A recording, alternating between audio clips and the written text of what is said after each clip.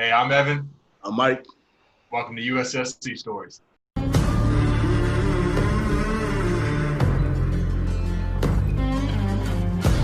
broken and falling, damned old souls been sent to burn. Nowadays they've been calling, telling me soon gonna be my turn. Head down.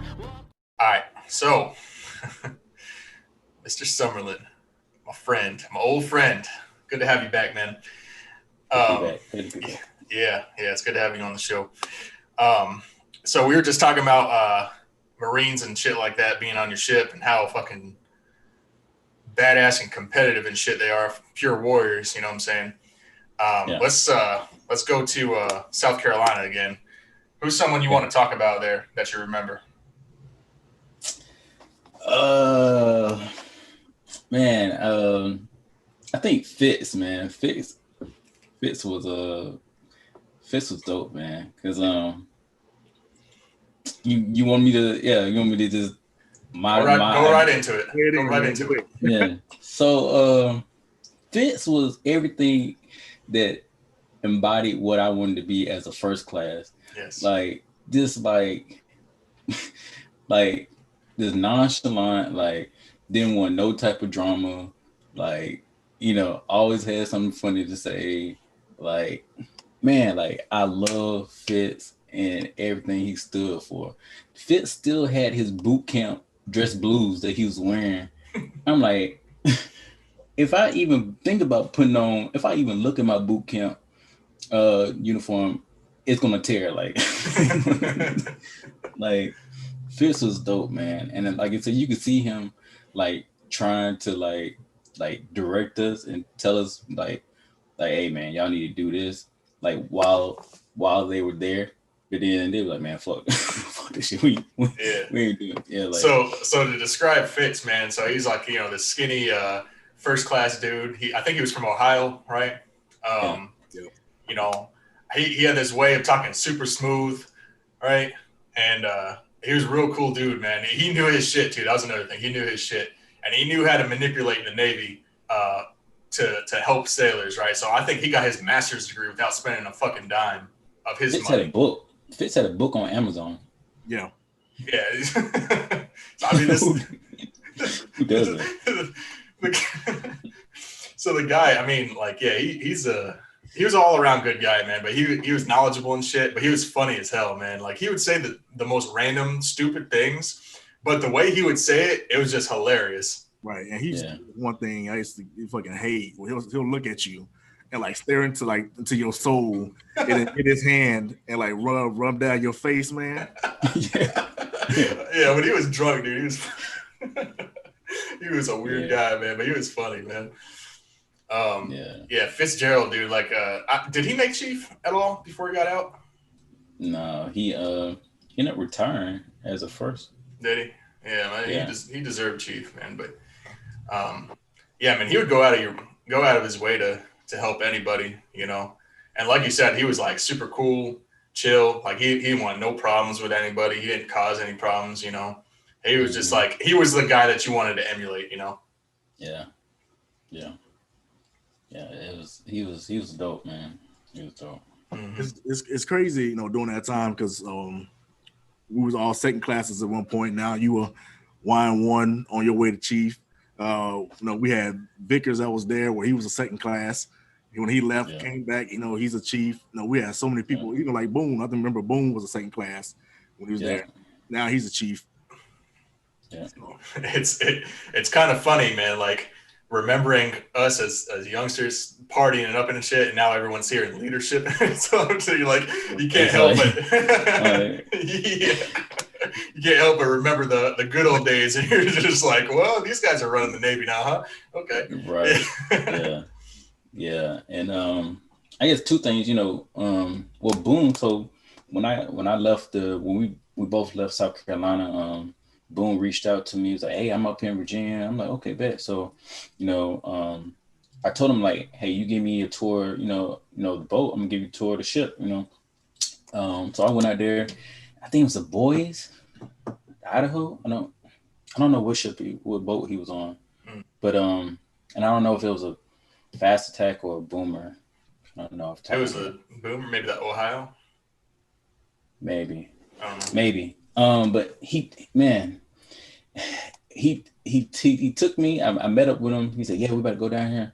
Climbing down felt like I was like climbing back in the womb or something. Like I was like, where's the ladder? Well, the elevator to get down here. Like where? Elevator. Ain't no elevator, bro. No. Bro, so I get down there and like this is full circle. So y'all said I was honorary.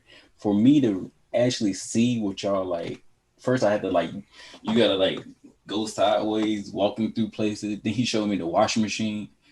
I'm like, y'all need to call somebody. Y'all deserve more than this. And then he showed me the racks on top of the missile tubes. Like, why is that a thing? We got racks on the ship. If y'all need them, like y'all don't have to live like this. And like, man, like I'm like, this is like full circle for me, man. Like I could not believe it. It was dope, man. It was definitely dope. Just being able to see y'all mess. I can see like why would you would have to be forced to have some type of camaraderie. Like on a carrier, like if I don't like you, either I can just avoid you, not talk to you, and I don't have to see you. Like I don't have to see you unless you like physically in my department. But even then, there's groups. We had just like with school, like there's groups inside of on a carrier on a big ship like that. But not for y'all, man. Like y'all, either you gonna hate me or you just gonna, you're gonna get to like me. So yeah. And I guess the second thing is just talking about my experience of going back, going back into a leadership role after Charleston. Man, like the Navy has changed so much from, especially with the COVID stuff. That's a whole nother topic. But just with these new millennials and feeling entitled, and man, I got into it with my junior sailors so many times, man. With just our generation, I think our generation is the last generation, just from the aspect of we had a transition with technology. You know what I'm saying? Like going to a point to where there wasn't anything, to now, your phone is always with you, always being connected. And you see that with the junior sailors because, a lot of, being in the Navy is hazardous anyway, walking and moving around, especially on a big ship like that. So you see these guys like in their phones, but they're like leaning on an elevator, like an elevator shaft. Like, dude, like get the hell off your phone. Like, this, even though this might feel like a college atmosphere, you still gotta think about as a matter of fact, on the ship we had a sailor. she fell down a shaft, an elevator shaft, and she's paralyzed for the rest of her life. And it was no fault to her or whatnot, but it was just she stepped back and she fell down a supply shaft. And man, how far of a drop is that? Bro, she fell like at least equivalent to like 10 stories. Ah, damn. All the way down to like it's like oil. It's like a elevator shaft. They drip the bilge, yeah. And they had to get her. This was when we was in the shipyards, and her biggest thing was, she just wanted to be in the Navy. Even after that,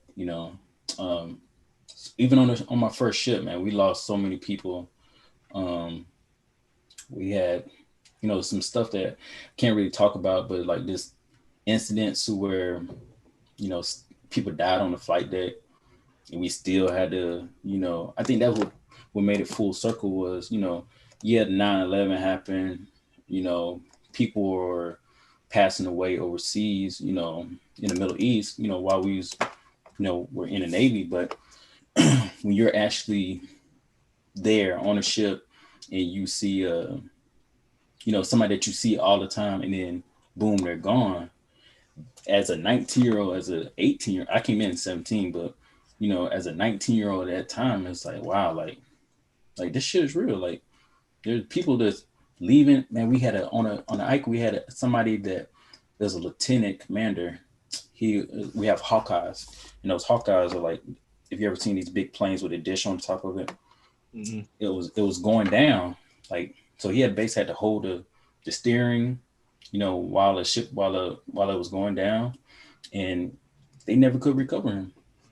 Wow. They spent days like looking for so what I tell those stories to my junior sailors because, don't take, for granted that, okay, we're on a ship, or hey, you're on a boat, up under water. Like, you have to realize that at any time, something bad could go wrong. You just have to keep that in mind. Like, and I don't think it doesn't always connect to them, that you're not just going to school. You're not just here for a paycheck, all jokes aside, like, this is your everyday life this is everyday life. Yeah. Do you think being a leader now, like, do you have a better respect for being a leader than what you would have been like as a junior sailor? Oh yeah, without a doubt, because everything's autopilot. When you're in a second class or third class role, you even as a second class sometimes, but as a first class, you're it. You know what I'm saying? Like, you're having to, get your junior sailors right, and then you're having to, answer to your, higher ups, and they're looking directly for you for those answers. You know what I'm saying? So you can't get by with the excuse like, oh, I thought I could do that. You feel like more pressure being put on you now? Oh yeah. But I also, being in for a while, you kind of know, but you don't know. Like, I don't know. It's like it is a pressure just knowing that sometimes there's a lot of stuff riding on you. You just, It's all about like being middle management, then, I suppose, right? Something like that. Yeah. Mm-hmm. Yeah. And COVID has changed so much where that's a whole nother dynamic to where we're having to wear face masks everywhere we go. Like, a lot of stuff is shut down. A lot of people are telecommuting, as far as like PSD, what we used to call PSD. And it's a bit, it's a disconnect because, you're having to deal with all those situations. So taking it to back to South Carolina again. So you remember Chief Woods? Yeah. To me personally, he was like one of the best chiefs ever, right? Yeah. But I was only in for 7 years. You've been in longer now. Do you have, for many examples, kind of like the same way, Fitzgerald was. I think Chief Woods, he was a, super cool guy, obviously, but he knew how to teach when he had to teach and discipline when he had to discipline, kind of thing like that. Do you have similar people like that since you've served afterwards, or? Yeah, and I think being a yeoman, you meet a lot of, people's like, oh, you're a paper push, but you actually get to sit down with the people that are making the decisions for a command. You get to, you get to know that person, how that person thinks, and just a respect level. Not on no like fraternization type stuff, but like you get to know that person. That person gets to know you. And they'll help you groom. They'll help groom you to get to where they are. You know what I'm saying? Or ask those hard questions like, why did you decide to do the officer route versus the chief route? You know what I'm saying? Like, so there's a lot of people.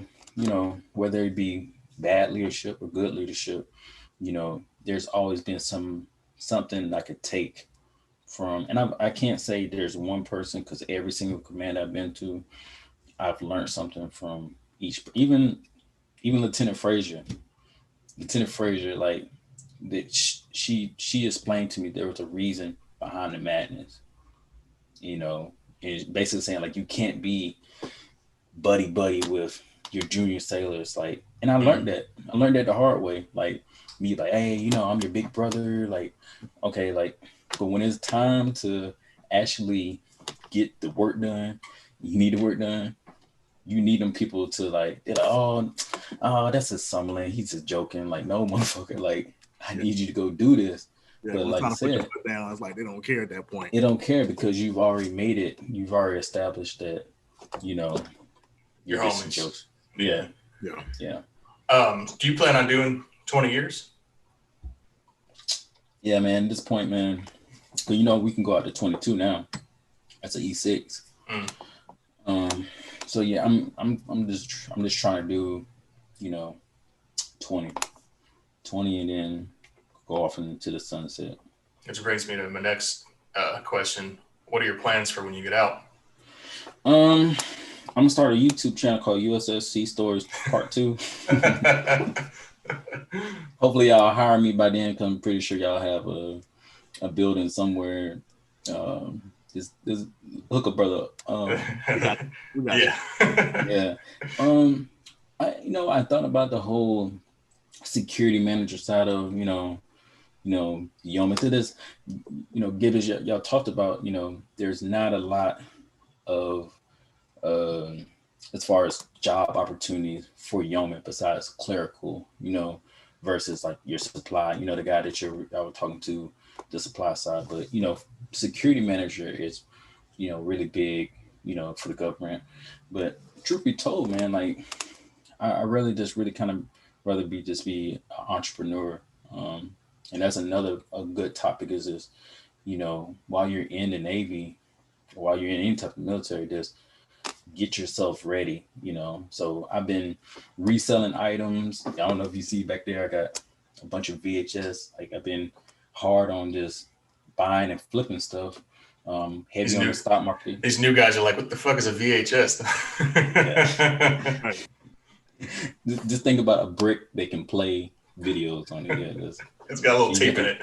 You got a little tape on it. But the stock market, I've been heavy on the stock market. And what else? Just starting LLCs, just getting myself ready, because the last thing I want to do, I talked to Master Chief Branch. Was it Master Chief Branch? Or senior? It was one of the Master Chief, or I think it was Master Chief Branch at the time that y'all worked with. And he said that he didn't have a house, and he wished that he would have bought a house, a long time ago, versus buying it at his 26-year mark or whatever, and because he could have been paying on that house. So I think it's just, man, when I think about all the deployment money, all the money that I had that I could have invested in the stock market, or I could have put in different places, man, I could have been retired by now. But at the time, you're not thinking about that. You're living such a fast life that, you just. Yeah, we hit on that a couple of times in some episodes before. You just get used to that money, and you're young, and we work hard as fuck during the week, and every weekend, almost every weekend we'd have some sort of party going on, so we'd blow a bunch of cash and stuff, and we didn't have to worry about it because 2 weeks later we get a big stack right in the bank account. So can I ask y'all a question? As far as your work ethic, taking your work ethic from the Navy, which you could work long hours, how does that translate over to y'all's civilian side? Mike, how about you go ahead and start this, because we talked about this when you worked at the bank and all that. Yeah, so when I first got out, I started working for this bank. I was a loan officer 2, so they had like teller, loan officer 2. So I was a loan officer 2, and it was the transition working hourly was different, because I'm not used to working salary. I'm not used to coming in and then you leave when you leave. I'm not used to clocking in at one time, clocking out for lunch, clocking in, doing all that other shit. So I know I had like reports and shit I had to get done. I'm here crunching, like not talking to anybody. I'm focused. I'm getting my shit done. And people looked at me like, yo, this dude is trying to be like one of them fast chargers, trying to like overwork us. I'm like, no, man, I'm used to working like this. I'm used to being in the office, music on, just fucking going. And then I remember like my first day, I worked past my lunch. They were like, no, you're supposed to take a lunch. All right, I take my lunch. Went in, ate like 10 minutes. Meeting, came back, started working again. They was like, no, you still got 50 minutes left of your lunch.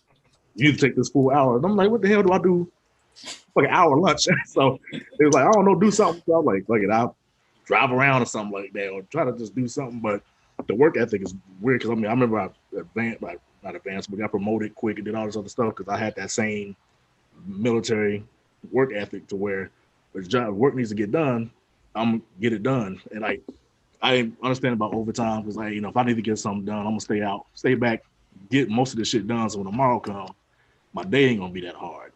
No, it's time to clock out. Clock out. Worry about that tomorrow.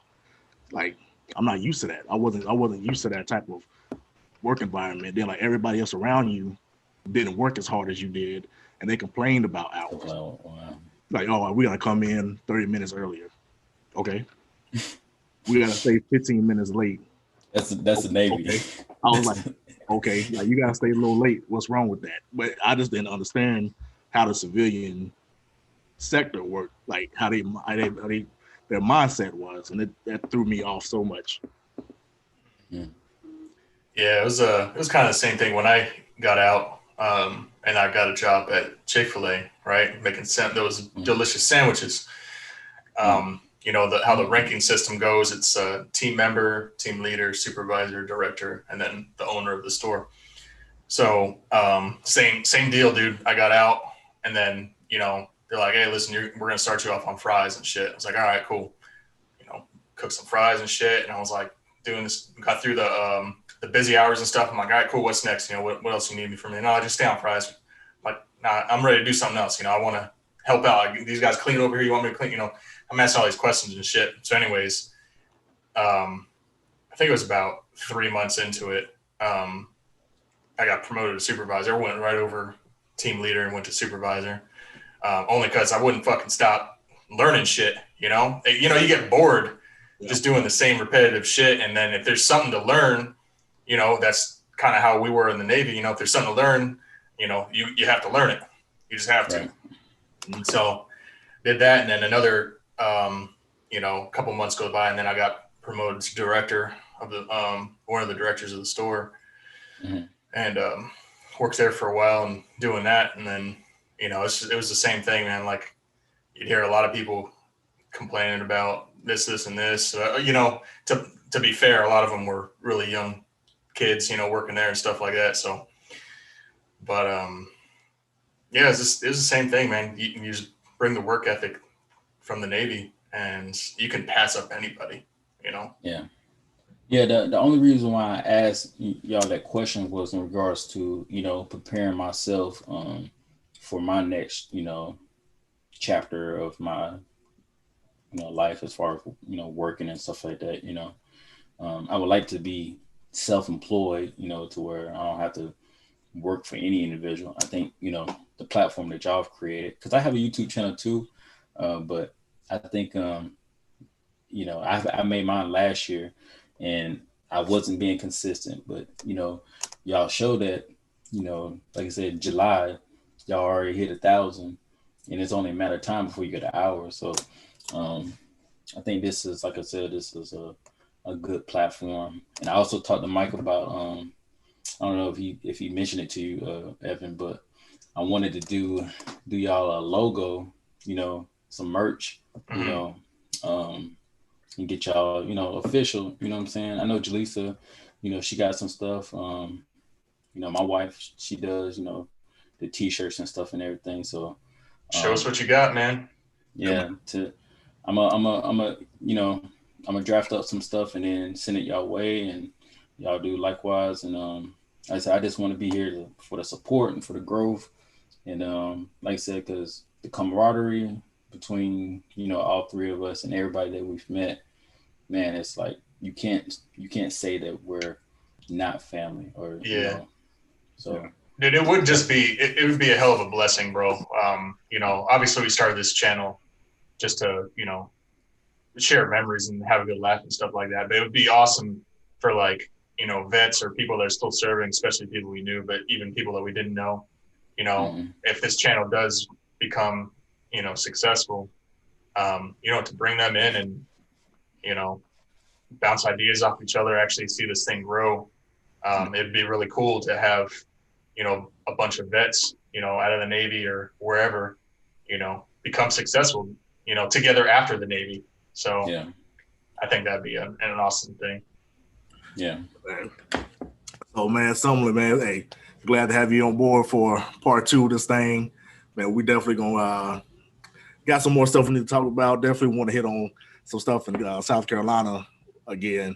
I got some stories I remember about our little days, man. But thank you for being on again. This is USSC Stories. We'll see you on part 3. Coming up ahead now.